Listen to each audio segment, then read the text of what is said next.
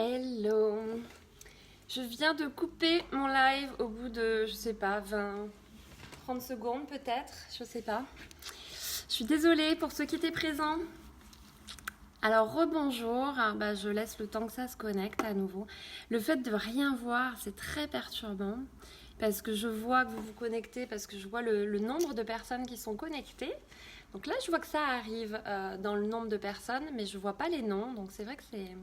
Je suis désolée, j'ai coupé le live. Pardon. Donc 29e jour de live, je disais, je suis super contente. Je suis à 2 jours d'avoir réussi mon défi, mon challenge d'un jour, d'un live par jour, jusqu'à fin mars. Donc je suis super contente. J'espère que vous avez passé un bon week-end. J'espère que vous êtes bien reposés, que vous avez bien rechargé vos énergies. Aujourd'hui, je vais vous relater une petite anecdote en fait. Hier, donc j'ai fait un petit live rapide. C'était une journée studieuse, donc je vous ai fait un petit live.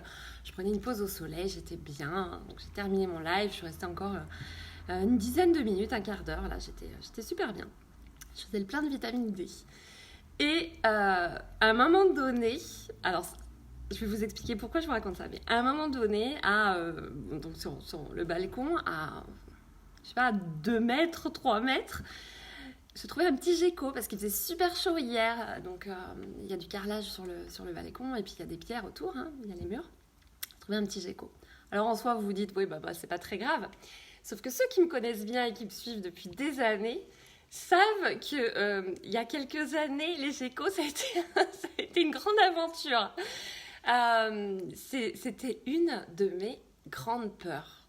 Alors, on est bien d'accord, c'est ridicule, ça n'a pas de sens, on sait que c'est pas méchant, qu'on n'a aucun risque avec un gecko. Sauf que c'est comme ça qu'on peur des araignées ou des souris ou tout un tas de choses. Moi, j'en avais très très peur.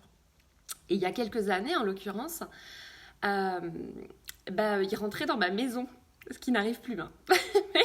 Je crois que c'était il y a 4-5 ans. Ouais, c'était ça. Il y a 4-5 ans, il rentrait dans ma maison. Alors, autant vous dire que c'était juste catastrophique pour moi, ça me paralysait, enfin, c'était horrible.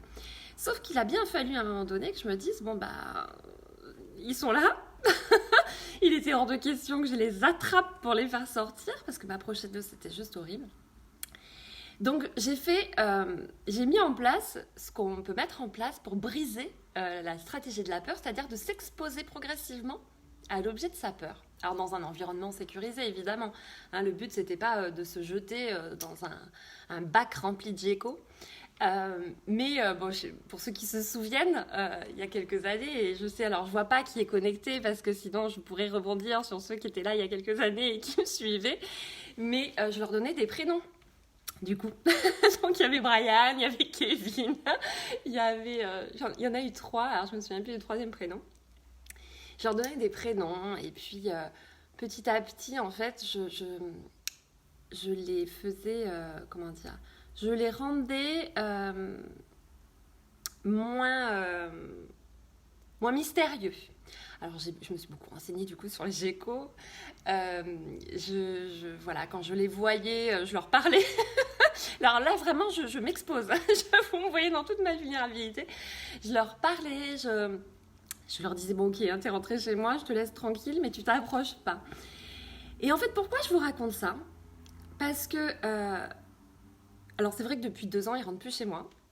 Bon, voilà, la leçon a été sans doute comprise. Et toujours est-il qu'hier, quand je me suis retrouvée avec ce gecko, à 2 mètres, 2 mètres 50 de moi, il y a quelques années en arrière, j'aurais bondi, quitte à passer au-dessus de la balustrade. Hein. Je veux dire vraiment, j'aurais bondi, j'aurais fermé la fenêtre, enfin voilà, j'aurais hurlé quoi. Et là, en fait, je l'ai regardé et je me suis dit, toi, mon gars, t'es venu pour me montrer quelque chose. Et oui, pour me montrer que ça y est, quoi. J'avais dépassé ma peur. Il faut savoir qu'on a tous de très nombreuses peurs. Tout le monde a des peurs. Alors après, ça peut être la peur de la mort, la peur de la maladie. Hein. Il y a des peurs, il y a 6 ou 7 peurs qui sont principales dans la vie. La peur de l'abandon, du rejet, etc. Mais il y a aussi des tas de peurs qui sont des petites peurs. Alors des petites peurs qui peuvent paraître énormes dans vos vies, mais qui sont des choses qui se surmontent. Et c'est vraiment important de ne pas se laisser paralyser par les peurs et de s'exposer à elles pour justement les intégrer et pouvoir dépasser tout ça. Comme il y a les peurs des chiens, moi mon fils avait peur des chiens il y a encore quelques années, c'était une catastrophe absolue. Et puis, il a eu des séances à la SPA justement, où il allait chaque semaine se confronter aux animaux. Alors ça s'est fait progressivement, encore une fois, il faut que ce soit vraiment dans un environnement sécure, quoi. Vraiment que vous vous sentiez totalement sécurisé pour que vous puissiez approcher l'objet de vos peurs et petit à petit apprivoiser ses peurs. Et aujourd'hui, il arrive à les caresser, il a même un chien maintenant chez son papa.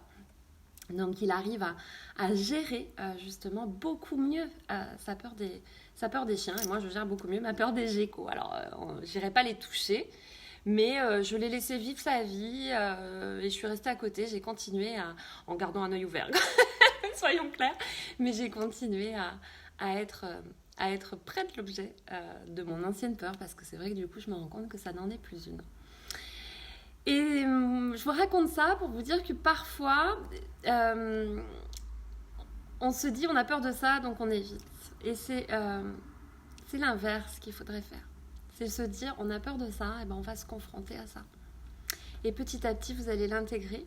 Et puis vous allez vous dire ah ça y est, ça je l'ai dépassé, quoi. Et c'est comme ça dans la vie qu'on doit fonctionner au maximum. J'ai pas encore résolu ma peur des serpents. Donc, mais je progresse. Donc voilà, par curiosité, faites la liste de vos peurs, quelles qu'elles soient. Que ce soit des peurs, la peur de manquer d'argent, la peur de la vieillesse, la peur de plein de choses. Faites la liste de vos peurs et de vos autres peurs qui sont la peur du noir, la peur d'être enfermé, toutes ces choses-là. Et marquez-moi éventuellement dans les commentaires les peurs que vous avez. Et sachez qu'on peut travailler sur beaucoup, beaucoup, beaucoup de peurs en se confrontant à celles-ci. Donc le but, c'est vraiment ça, c'est de pas fuir devant des peurs, sauf si vraiment elles sont légitimes.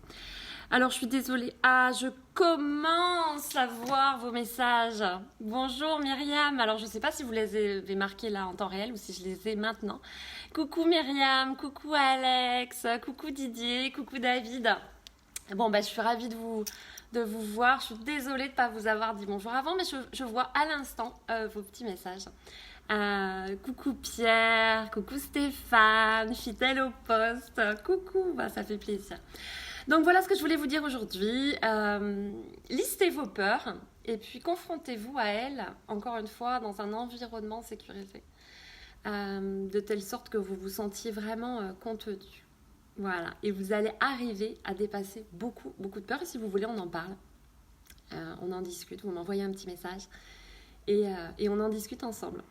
Voilà ce que je voulais dire aujourd'hui. Moi, je vais attaquer ma journée, puis à midi, je vais aller manger au soleil près des chevaux et des poneys.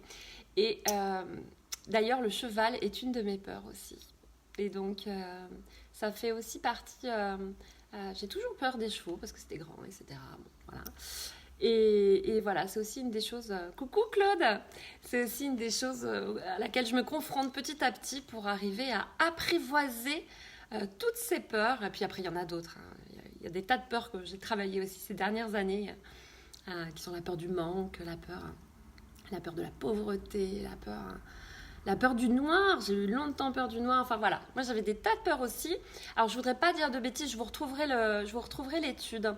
Mais je suis tombée sur une étude il y a quelques mois de ça qui disait qu'en moyenne, on avait 17 peurs. Chacun de nous avait en moyenne. Alors bien sûr, il y en a qui en auront un petit peu moins et d'autres un peu plus. Mais en moyenne, on avait 17 peurs. Donc ça, c'est toujours intéressant. Listez-les et voyez sur lesquelles vous pouvez travailler et puis apprivoiser surtout. Voilà ce que je voulais dire aujourd'hui. Je vous souhaite une très très belle journée et puis on se retrouve demain pour le 30e jour de live. Passez une super journée, prenez bien soin de vous, je vous embrasse. À demain.